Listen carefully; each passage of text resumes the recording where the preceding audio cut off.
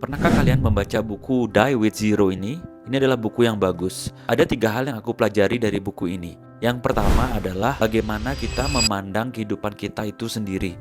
Banyak dari kita yang gak mau kan kalau kita tuh mati dalam keadaan penuh dengan penyesalan. Buku ini mengingatkan kita kalau hidup kita ini adalah kumpulan dari pengalaman-pengalaman kita. Our life is the sum of our experiences. Buku ini mengajarkan juga kepada kita, if we don't want to die with regrets, then we have to maximize our fulfillment in life. Bagaimana caranya? Dan itulah menjadi poin yang kedua yang aku pelajari, yaitu adalah berinvestasilah kepada pengalaman-pengalaman. Kalau kalian punya uang yang disisihkan, daripada kalian beli barang-barang yang gak jelas, mending kalian membeli pengalaman. Pengalaman traveling dengan orang-orang yang kita cintai, quality time dengan anak-anak kita, juga quality time dengan orang tua kita, atau solo trip pada saat kalian masih single, ataupun pengalaman-pengalaman lainnya yang sebenarnya itu membuat kebahagiaan buat kalian dan kebahagiaan dengan orang-orang yang kita cintai. Untuk menciptakan memori-memori indah dengan orang-orang yang kita cintai itu nggak perlu yang mahal-mahal kok. Yang penting yang ditekankan di sini adalah soal pengalamannya, bagaimana kita bisa mendapatkan atau menciptakan pengalaman yang indah dengan mereka. Tapi semuanya butuh uang dan waktu kan, betul. Karena itu belajarlah untuk mengatur uangmu dan juga mengatur waktumu. Sisihkanlah uangmu dan juga sisihkanlah waktumu. Tapi janganlah kamu menunggu sampai tua nanti baru kamu mau spending uang kamu untuk membeli pengalaman-pengalaman ini atau menciptakan pengalaman-pengalaman itu.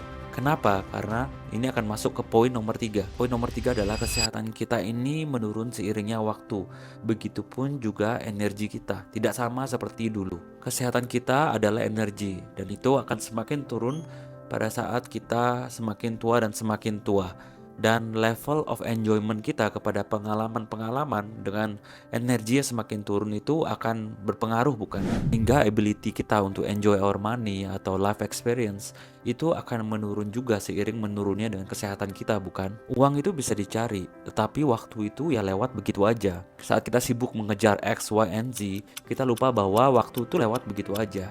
Dan ketika sudah lewat begitu aja, tahu kita sudah usianya tua dan energi kita menurun. Itulah yang jadi penyesalan di dalam hidup kita. Bagi yang punya anak mungkin merasa kayak cepet banget ya anaknya sudah tumbuh gede.